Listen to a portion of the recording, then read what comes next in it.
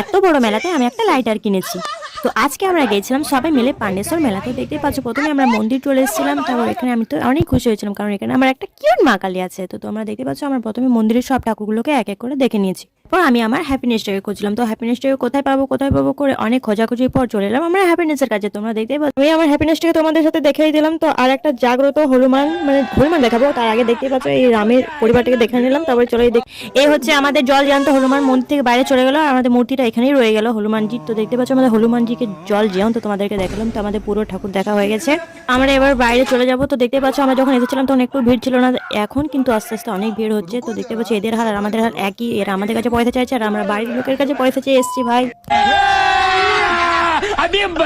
আমরা এদিকে মেলা কেনাকাটাতে ব্যস্ত আছে, আর এদিকে আমাদের পুষ্কু বুনিটা ওই দেখতে পাচ্ছ, তো পেছনে আর বলার দরকার নেই। তো এদিকে খাওয়া দাওয়া শুরু করে দিয়েছে, আর এদিকে দেখতে পাচ্ছি এর হাতে আংটিটা কত সুন্দর লাগছে, মানে আমি এটা ট্রাই করতে যে এর হাতে তো ফেসেই রয়ে গেছে।